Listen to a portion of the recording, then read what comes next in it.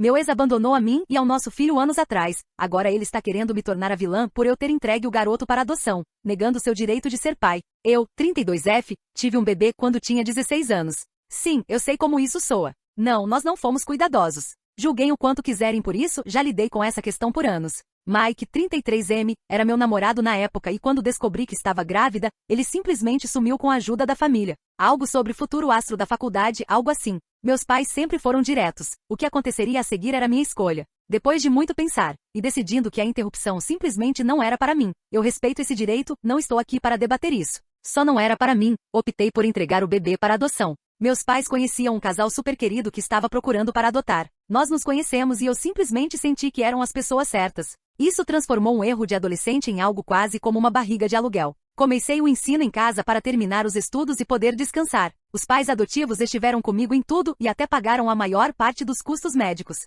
A mãe adotiva era professora, então me ajudou com os estudos e a me preparar para a faculdade. Eles estavam presentes no parto e eu recusei segurar o bebê. Em vez disso, a verdadeira mãe dele o segurou. E foi simplesmente certo. Continuei na vida do bebê de forma distante como uma tia especial. Bom, ele não é mais um bebê e sabe quem eu sou, mas sua mãe é a mulher que o criou, e eu continuo sendo sua tia especial. A única mudança é que agora ele sabe para quem ligar caso precise de um rim. O senso de humor dele é igual ao meu, vai entender. Conversamos uma vez ou outra, o que, para ser sincera, é o ideal. Ele está feliz e eu não me arrependo de tê-lo entregado para que tivesse uma vida feliz. Quanto a mim, me casei há 6 anos. Meu marido, Aaron, 44M, se divorciou de Bella, 40F, em bons termos. Eles têm 2 filhos juntos, um menino de 16 anos e uma menina de 19. Aaron deixou claro, desde que começamos a namorar, que a aprovação dos filhos era importante e que Bella sempre faria parte da vida dele. Não como esposa, mas como amiga e mãe dos filhos dele. Também contei a Bella e a ele sobre minha gravidez na adolescência. Sobre as crianças, minha enteada e eu nos damos bem.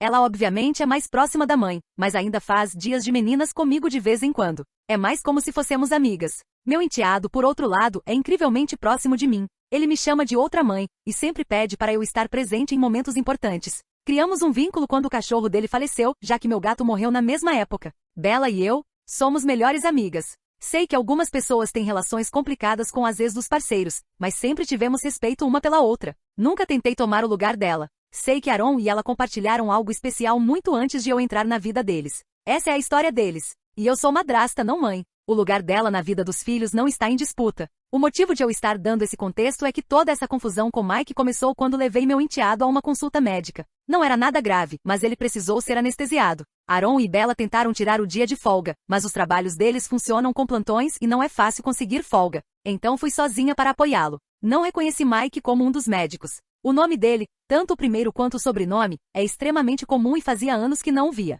Sem contar que minha prioridade era estar lá para meu enteado. Todo o resto era secundário. Depois que ele saiu do procedimento, ainda meio grogue, eu estava ajeitando ele no carro e garantindo que estava confortável quando Mike apareceu. Ele disse que pensava em mim e no nosso filho há anos e que estava feliz que nosso menino estava bem. Demorei alguns minutos para entender o que estava acontecendo, e ele continuava falando sobre pedidos de desculpa e como não estava pronto para ser pai. Blá blá blá. Até que suspirei e disse alto: esse não é o bebê que eu tive. Eu o entreguei para adoção depois que ele nasceu. Sou madrasta. Meu enteado, ainda grogue, completou: outra mãe.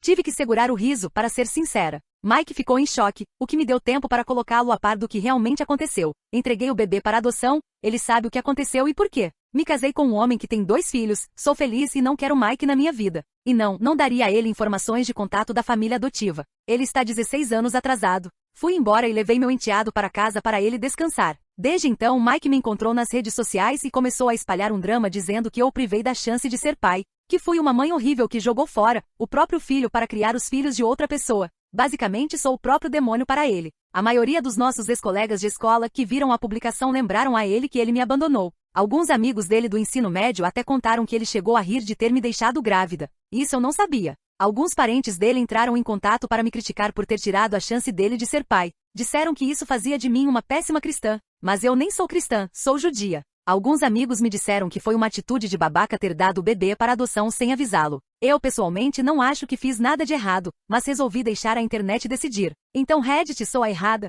Edit? Os pais adotivos e o filho biológico têm um número de telefone para entrar em contato com os pais de Mike se quiserem. Eu não tenho influência sobre essa decisão. Eu apenas não vou dar nenhuma informação sobre eles para Mike. Edit 2. O processo de adoção foi complicado porque ele desapareceu e ninguém da família dele quis fornecer uma amostra de DNA para estabelecer a paternidade. A juíza que cuidou da adoção poderia ter exigido isso, mas decidiu, pelo bem do bebê e meu, simplesmente encerrar os direitos parentais de ambos. Então o bebê foi adotado. Eu basicamente fui considerada incapaz de ser mãe, e o pai foi considerado incontatável. O tribunal tentou muito localizá-lo. Isso não foi feito com consentimento dele. Ele estava desaparecido. Quando o processo de adoção começou, tentamos entrar em contato e a família dele nem manteve uma conversa. A juíza tentou envolver o tribunal para encontrá-lo e ele não respondeu. Eventualmente, o prazo legal de abandono foi atingido, e seus direitos foram encerrados por abandono. Eu voluntariamente abri mão dos meus, pois me apresentei como uma mãe incapaz. Edit 3.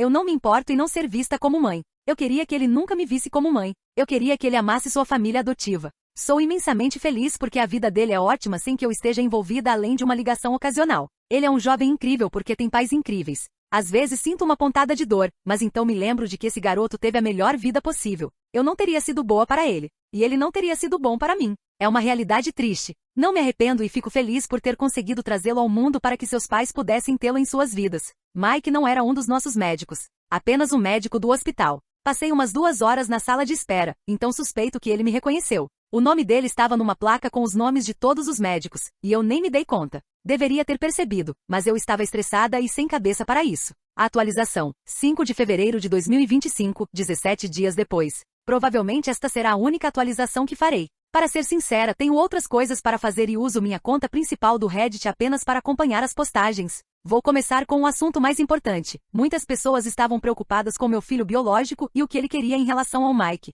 Bem, eu pedi permissão a ele para postar isso. Ele conversou com Mike uma única vez, alguns dias depois que eu disse onde poderia encontrá-lo. Não vou compartilhar todos os detalhes, apenas a decisão final. Não haverá mais contato entre eles. O garoto não quer um segundo pai e Mike não estava disposto a fazer parte da vida dele a menos que tivesse a posição de pai. Então, ele optou por não ter mais contato com Mike. Houve mais coisas envolvidas, mas são muito pessoais e não acho que seja meu lugar compartilhá-las. O garoto e eu continuaremos a ter um relacionamento como tia e sobrinho. E ele sabe que se precisar de qualquer coisa em termos médicos, eu serei a primeira na fila para doar sangue, um rim, etc. Para aqueles que se perguntam por que Mike está tão interessado em ter contato com o garoto, descobri alguns detalhes através de amigos dele. Mike pode ter mais filhos, mas não conseguiu manter um relacionamento estável há anos. O que faz sentido, já que finalmente aceitei tomar um café com ele para esclarecer algumas coisas. Meu marido foi junto, claro, mas sentou-se em outra mesa para me deixar lidar com a situação. Eu pedi isso a ele. A conversa foi um desastre, para ser honesta. Mike trouxe flores e morangos cobertos de chocolate, que eram meus favoritos antigamente.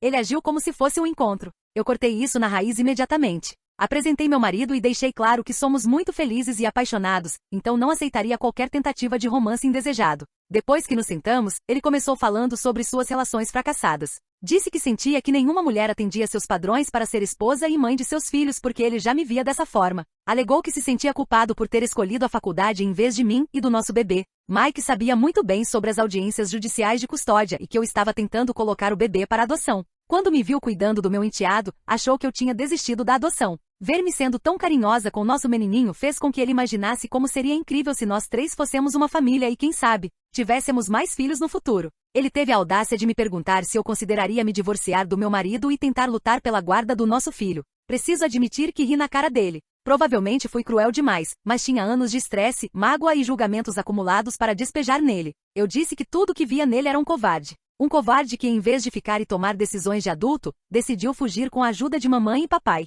Que qualquer amor que eu sentia por ele morreu no dia em que tive que dar à luz um ser humano inteiro, e em vez de contar com o apoio dele, havia um grande vazio onde o pai deveria estar. Que eu quase arruinei minha vida e tive que abrir mão do baile de formatura, das fotos do último ano e até da cerimônia de formatura porque estava grávida demais para festejar, aparecer no anuário ou subir no palco para receber meu diploma. Enquanto isso, ele pôde curtir a vida e se divertir, mesmo tendo participado igualmente do ato que resultou na gravidez. A única diferença é que o órgão dele não era grande o suficiente para parir um bebê ou satisfazer uma mulher para começo de conversa. Essa parte foi um pouco cruel, mas não me arrependo. Depois que me acalmei, simplesmente disse que tenho uma vida feliz com um homem que me ama. Tenho enteados maravilhosos, que são o maior presente da minha vida. Minha melhor amiga me permite ser madrasta dos filhos dela. Tenho um sobrinho que eu adoro e que, apesar da nossa história como mãe e filho biológicos, ainda me ama como uma tia especial em vez de me odiar. Minha família é perfeita porque ele, Mike, não faz parte dela, e eu não tenho intenção de viver na fantasia dele. E que mal podia esperar para engravidar do meu marido para acrescentar ainda mais felicidade à nossa família.